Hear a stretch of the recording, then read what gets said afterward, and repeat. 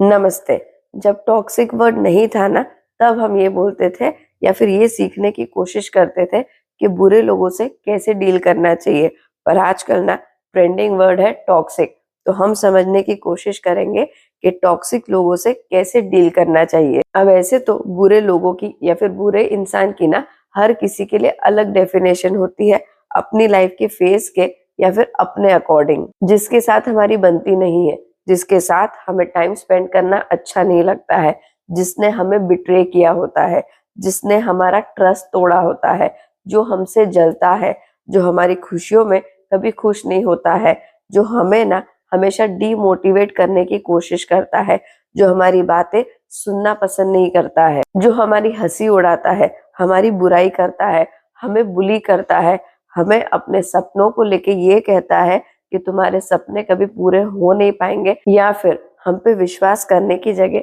हम पे बार बार डाउट करता है, क्वेश्चन करता है, हमारी ग्रोथ से जलता है। तो लगभग जो हमें इस तरीके से ट्रीट करता है या फिर हमें ये नेगेटिव एक्सपीरियंस फील कराता है ना, लगभग हम सभी को ना ऐसे लोग या तो बुरे लगते हैं या फिर टॉक्सिक लगते हैं। तो वैसे तो सिचुएशन टू सिचुएशन और पर्सन टू पर्सन ना ऐसे लोगों से डील करने का अलग ही होता है, पर फिर भी ना एक जनरल फ्रेमवर्क हम डिस्कस कर सकते हैं कि जनरली ऐसे लोगों से किस तरीके से डील किया जा सकता है, या फिर कोई भी इंसान जो आपको हर्ट करता है या फिर जो आपको बुरा लगता है, या फिर कोई ऐसा इंसान जो आपको लगता है कि आपकी लाइफ में वो टॉक्सिसिटी फैला रहा है या फिर नेगेटिविटी क्रिएट कर रहा है, तो उससे डील एक्चुअली में करना कैसा चाहिए, ये हम समझने की कोशिश कर सकते हैं। तो उस सोल्यूशन को अगर एक लाइन में सम अप करना है ना, तो उसका समरी सिर्फ इतनी है कि ऐसे लोगों से ना एक डिस्टेंस मेंटेन करो, क्योंकि झगड़ा,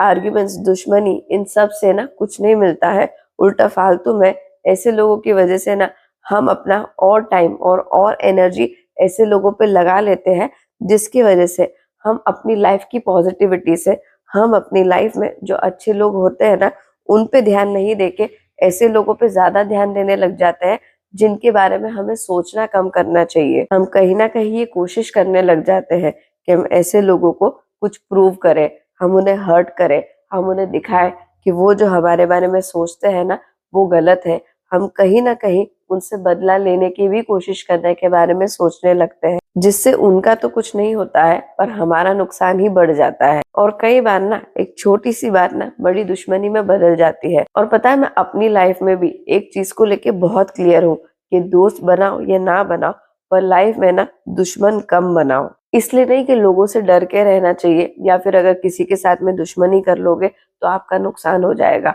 बल्कि सिर्फ इसलिए कि अगर अपनी लाइफ में ग्रो करना है और पीसफुली लाइफ को एंजॉय करना है ना, तो अपनी लाइफ का फोकस ना जितना खुद पे रहता है उतना हमारी लाइफ में ग्रोथ की रेट हमारी बढ़ती है। अगर हम इन सब नेगेटिव चीजों में अपना टाइम स्पेंड करते हैं ना, तो उससे इवेंचुअली नुकसान हमारा ही होता है। और वैसे भी किसी को प्रूव करने से, किसी से कोई बदला लेने से हमारी लाइफ में कोई फायदा नहीं होता है। तो जो पसंद नहीं है ना उनसे थोड़ा सा डिस्टेंस क्रिएट करो, थोड़ा सा डिस्टेंस मेंटेन करो और अपनी एनर्जी को सेव करो, और साथ साथ में ना अपना टॉलरेंस थोड़ा सा बढ़ाते रहो। उन्हें पसंद या फिर लाइक करने के लिए नहीं, बल्कि अपने आप को प्रोटेक्ट करने के लिए। क्योंकि कभी कभी ना चाहते हुए भी हमें कुछ लोगों को झेलना ही पड़ता है। कभी कभी ना हमारे पास में ये ऑप्शन नहीं होता है कि हम अपनी लाइफ से किसी को कंप्लीटली कट ऑफ कर दे। तो इसलिए ही बेटर ऑप्शन ये होता है कि हम ना अपने आप को इस तरीके से बिल्ड कर ले,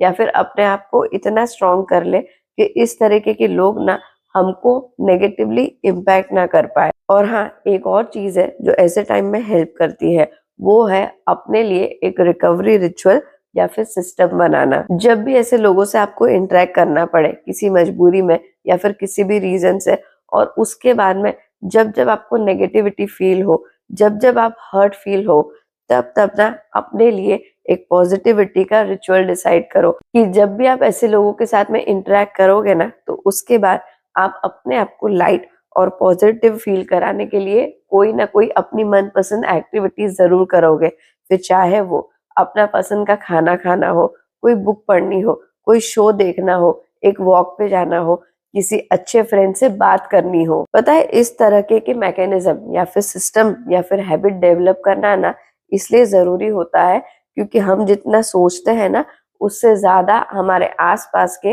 नेगेटिव लोगों का हमारे ऊपर इम्पैक्ट होने लगता है। हमें पता भी नहीं चलता है कि कब किसी का बुरा नेचर हमारे नेचर के लिए नेगेटिव बन जाता है, कब हम चिड़चिड़े होने लग जाते हैं, कब हम भी नेगेटिव होने लग जाता है, कब हम भी क्लैरिटी से कंफ्यूज होने लग जाता है, कब हम भी मोटिवेटेड नहीं बल्कि डीमोटिवेटेड होने लग जाते हैं। इसलिए हम लोगों को तो कंट्रोल नहीं कर सकते हैं, पर हमें ना खुद को कंट्रोल करने के लिए छोटी छोटी हैबिट्स या फिर सिस्टम्स या फिर मैकेनिज्म्स ना डेवलप करने चाहिए और करने पड़ते हैं, तभी जाके हम लाइफ में पीसफुली और खुशी से जी पाते हैं। वरना हम भी उन लोगों की तरह, उन नेगेटिव लोगों की तरह ही बच जाते हैं। वैसे टॉक्सिक लोगों से डील करने का तरीका तो मैंने आपसे डिस्कस कर लिया है, पर टॉक्सिक लोगों के साथ में अगर आपको स्किन या फिर हेयर रिलेटेड इश्यूज भी अगर बॉदर करते हैं, तो उसके लिए आप एक बहुत ही अच्छा और ट्रस्टेड आयुर्वेदिक ब्रांड हिरण्यम को एक्सप्लोर कर सकते हैं, जिसका लिंक डिस्क्रिप्शन में अवेलेबल है। नेक्स्ट वीडियो में मिलते हैं। जय हिंद।